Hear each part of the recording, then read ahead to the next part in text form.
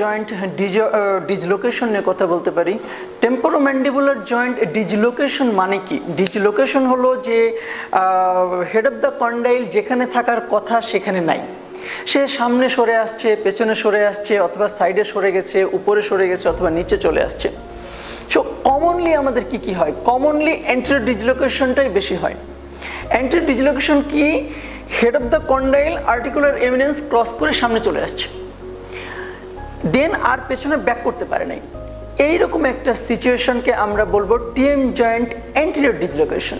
তো আমরা TM joint dislocation আলোচনা করার সময় টিএম জয়েন্ট ডিসলোকেশনের যে classification, right, acute TM joint dislocation, chronic TM joint dislocation, anterior dislocation, posterior dislocation, subluxation, লাক্সেশন, এই বিভিন্ন টার্মিনোলজি নিয়ে অনেক সময় কন্ট্রোভার্সি অ্যারাইজ করে, অনেক সময় এটা নিয়ে তর্ক বিতর্ক হয়।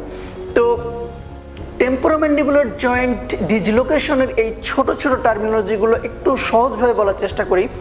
টেম্পোরোম্যান্ডিবুলার জয়েন্ট ডিসলোকেশন অ্যাকিউট আর ক্রনিক। অ্যাকিউট হচ্ছে সাডেন অ্যাটাক, এর আগে হয়তো একবার দুইবার হয়েছিল অথবা হয় নাই, হঠাৎ হাই তুলতে গিয়ে, হাসতে গিয়ে, কথা বলতে গিয়ে, স্লোগান দিতে গিয়ে, অথবা ডেন্টাল প্রসিডিউর, অথবা জেনারেল অ্যানেস্থেসিয়া দেওয়ার সময় হঠাৎ করে টিএম জয়েন্ট ডিসলোকেশন হলো। এইসব ডিসলোকেশন হলো অ্যাকিউট টিএম জয়েন্ট ডিসলোকেশন।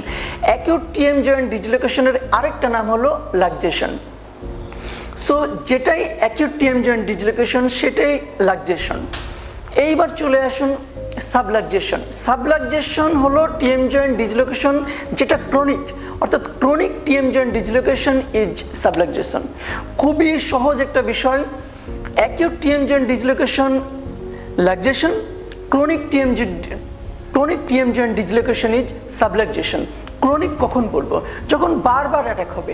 একটা পেশেন্ট এসে বললো আমার সপ্তাহে 2 বার হয়, কেউ কেউ এসে বলে প্রতি 2 দিন 3 দিন পর পর একবার করে হয়, কেউ কেউ বলে আমি একা একা ডিসলোকেশন হয় হা হয়ে যায়, আবার আমি একা একা মুখ বন্ধ করতে পারি। আবার কেউ কেউ বলে যে হা করেছি, অন্যান্য সময় মুখ বন্ধ করতে পারি বাট এখন পারছি না।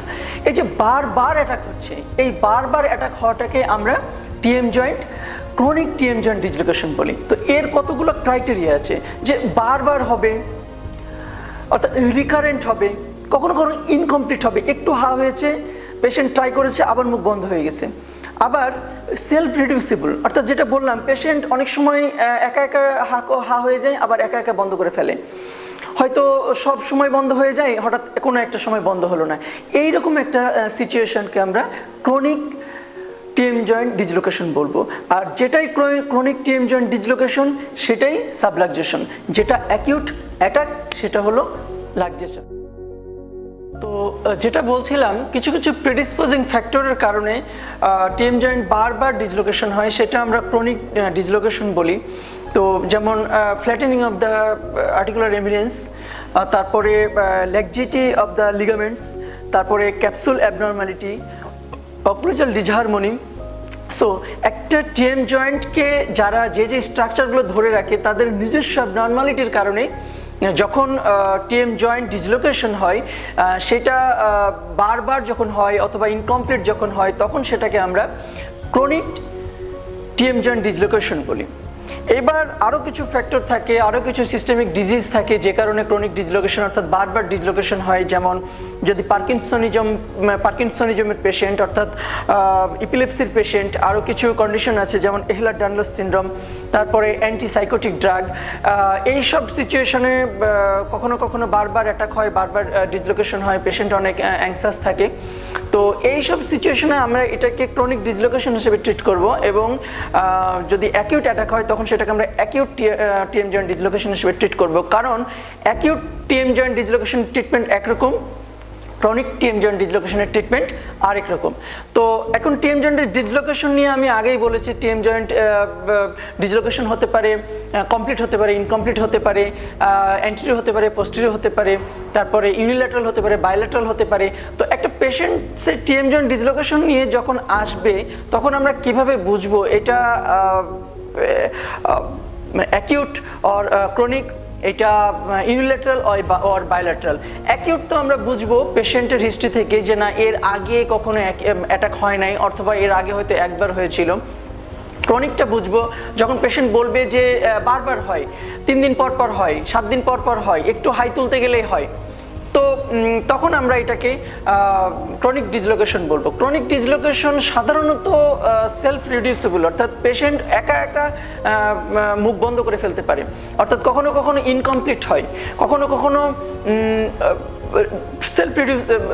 সেলফ রিডিউসিবল, অর্থাৎ পেশেন্ট একা একা হা করতে গিয়ে ডিসলোকেশন হলো, আবার পেশেন্ট একা একা সেটা মুখ বন্ধ করে ফেললো। এটা আমরা ক্রনিক টিএম জয়েন্ট ডিসলোকেশন হিসেবে ট্রিট করব, অর্থাৎ এটা সাবলাক্সেশন। তো এবার যদি আমরা দেখবো যে ইউনিল্যাটারাল অর বাইল্যাটারাল, মনে রাখতে হবে বাইল্যাটারাল নিয়ে আসা মানে পেশেন্ট একদম হা করে থাকবে, পেশেন্টের ড্রুলিং অফ স্যালাইভা হবে, পেশেন্ট মারাত্মক অ্যাংসাস থাকবে, পেশেন্টের ব্যথা থাকবে, পেশেন্টের অ্যান্টেরিয়র ওপেন বাইট থাকবে। তো এবং প্রিঅরিকুলার রিজিয়ন, সে আমরা একেবারে কানের সামনের একটা জায়গা যদি চিন্তা করি, তাহলে প্রিঅরিকুলার রিজিয়নে আমরা চাপ দিলে দেখবো যে এখানে একটা ডিপ্রেসড এরিয়া পাচ্ছি 2 জায়গায়। এইটা হলো বাইল্যাটারাল। ইউনিল্যাটারাল কখন হবে? সে একটা টিএম জয়েন্ট ডিসলোকেশন হয়েছে আর একটা নর্মাল।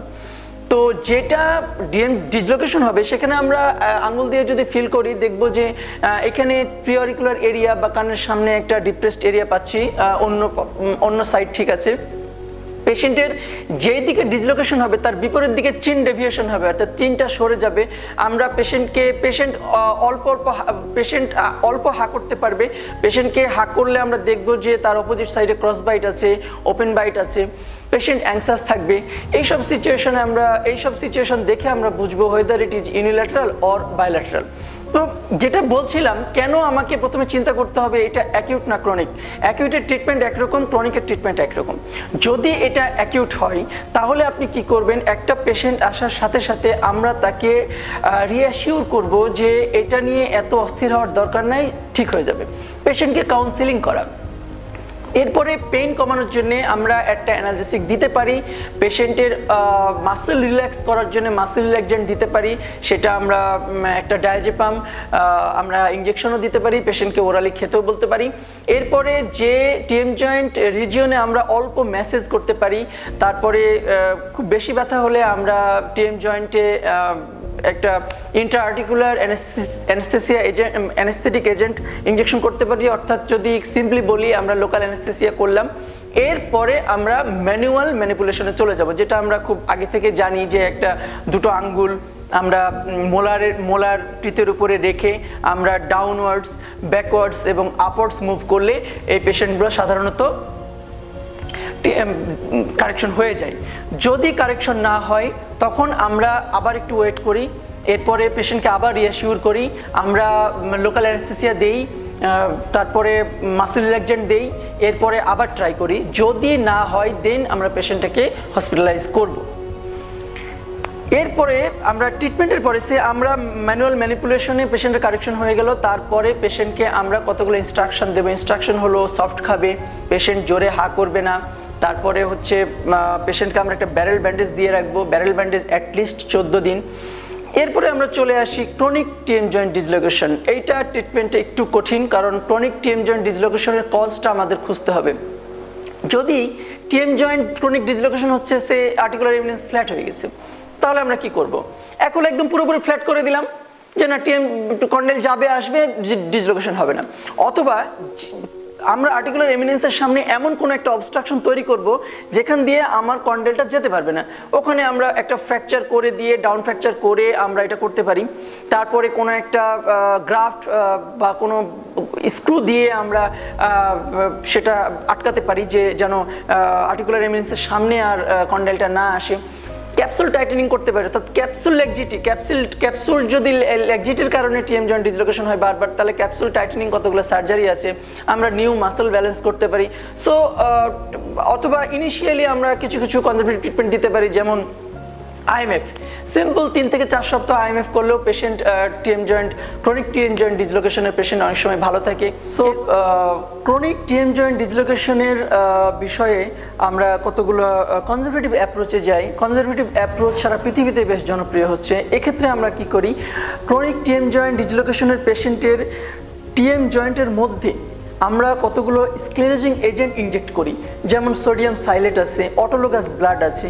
অটোলোগাস ব্লাড থেরাপি সারা পৃথিবীতে জনপ্রিয় হচ্ছে, অর্থাৎ টিএম জয়েন্ট ডিসলোকেশনে যে রোগী আসবে সেই রোগীর থেকে ব্লাড নিয়ে, ইন্ট্রাভেনাস ব্লাড নিয়ে সেইটা আমরা আবার সেই রোগের জয়েন্টের মধ্যে ইনজেক্ট করি। তো এখানে কি করি, পেশেন্ট আসার সাথে সাথে আমরা দেখি যে অন্যান্য প্যাথোলজিগুলো প্রমিনেন্ট কিনা। যদি অন্যান্য প্যাথোলজি প্রমিনেন্ট না হয় তাহলে আমরা পেশেন্টের শরীর থেকে 2 ml ব্লাড কালেক্ট করি।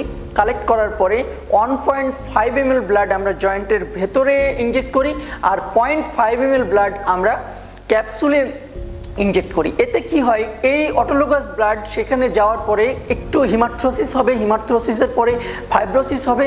এতে কি হবে যে জয়েন্টের মুভমেন্টটা কিছুটা কমে যাবে। জয়েন্টের মুভমেন্টটা কিছুটা কমে গেলে ডিসলোকেট হওয়ার প্রবণতা কমে যাবে। So this is the very popular conservative approach for the treatment of chronic TM joint dislocation. এটা আমরা ট্রাই করতে পারি। এইটার আউটকাম বেশ ভালো। আমরা অনেকগুলো চেষ্টা করেছি এবং অনেক পেশেন্টে 1 থেকে 2 বছর পর্যন্ত ভালো থাকে, যাদের টিএম জয়েন্ট অ্যাটাকটা কম হয়, বা 1 বছর বা 2 বছর হয়তো একবারও হয় নাই। টিএম জয়েন্টের অ্যানাটমি, বেসিক অ্যানাটমি, টিএম জয়েন্টের প্যাথোলজি বলতে টিএম জয়েন্ট ডিসলোকেশন এবং ট্রিসমাস নিয়ে কথা বললাম। ফার্দার আমরা টিএম জয়েন্ট অ্যাঙ্কাইলোসিস এবং মায়োফাশাল পেইন ডিসফাংশন সিনড্রোম নিয়ে কথা বলবো। তো আপনারা অ্যাক্সিস মেডিকেল স্কুলের সাথেই থাকুন। আমরা এটা নিয়ে চেষ্টা করব খুব সহজভাবে কিছু বলার জন্য। Thank you so much.